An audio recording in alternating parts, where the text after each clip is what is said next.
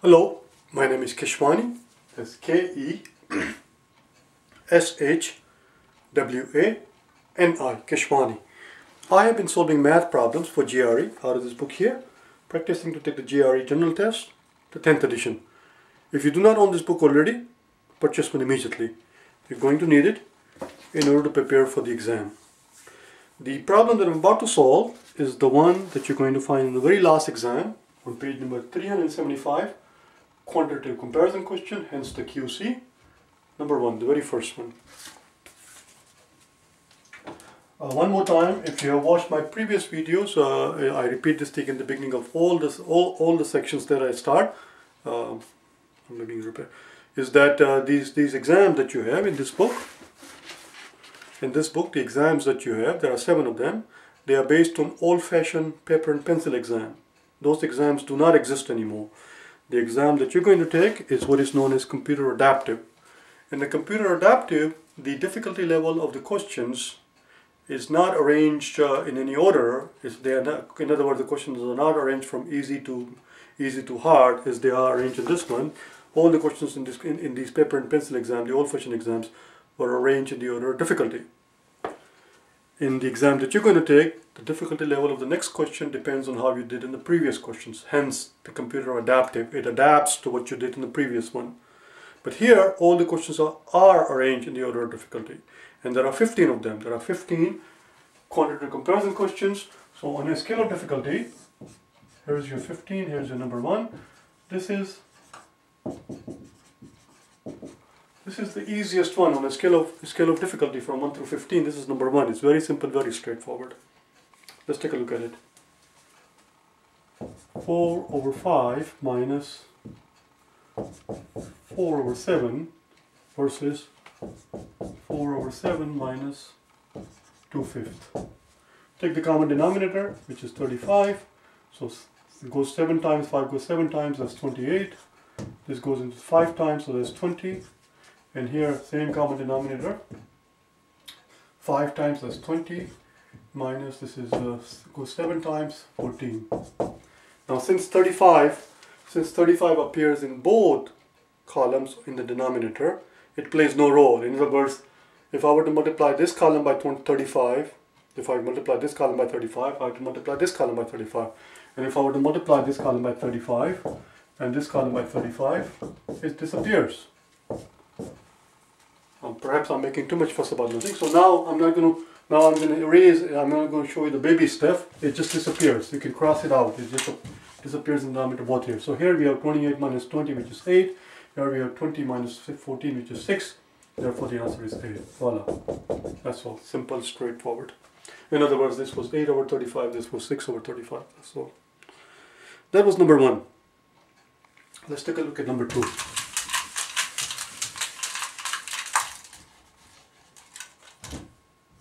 I have solved all the quantitative comparison questions, all of them in the entire book. As I said, there are 7 exams. There are 7 exams. Each exam has 2 sections. And each section has 15 quantitative comparison questions. So 15 times 2 is 30, times 7, that's 210 quantitative comparison question. QC stands for quantitative comparison. There are 210 of them. My handwriting is getting too atrocious. There are 210 quantitative comparison questions. I have done all of them, every single one of them. This is the last section I'm working on. The reason I'm bringing this up is that if you still do not understand the tag, if you're looking for any particular question, any particular quantitative comparison question out of this entire book, the tag that you want to use is simply GRE 10E for the 10th edition. Then type in the page number, don't forget the hyphens, dash, GRE dash 10E dash page number, and then dash QC for quantitative comparison question, and type in the question number, and the question will pop right up. Or if you don't want to go that far, just type in the page number, it will pop up all the questions on that page. Anyway, enough said. Number 2. We are asked to compare the average of 87, 95, and 130. Their average, which is their sum divided by 3, versus the average of 88, 95, and 129. And since we are talking about average, we have to divide the sum by 3. Again, the same logic would apply that I did before, which is, if you were to see, I see a 3 here at the bottom and I see a 3 here at the bottom, that 3 plays no role. In other words, if you ask me to compare this quantity versus that quantity, or if you ask me to compare a third of this quantity versus a third of that quantity, it's the same task. If you ask me to compare a seventh of this quantity versus a seventh of that quantity, it's the same task as asking me the whole thing, asking me to compare the whole thing.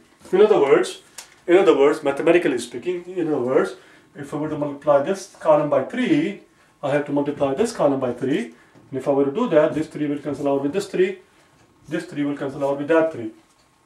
In other words, what we are asked to compare basically is, so I'm going to erase this baby steps now.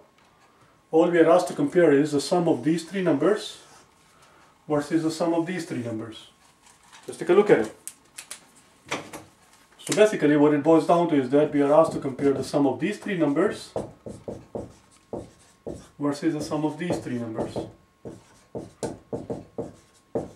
The second thing that we notice is that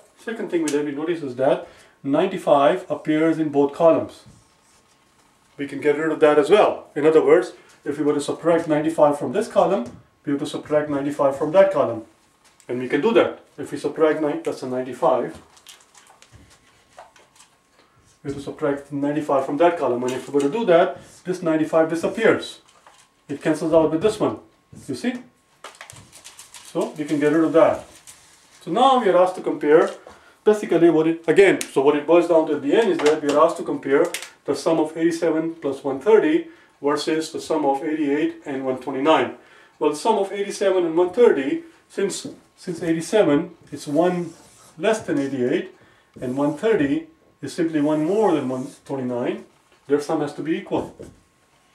The sum of these two numbers, 87 and 130, has to be same as the sum of 88 and 129, because 129 is 1 less than 130 and 88 is 1 more than 87. They compensate each other, that's all. Since their sum is equal, the answer is C. That's it, that's the end of it. The answer is C. Well, I hope you found it helpful.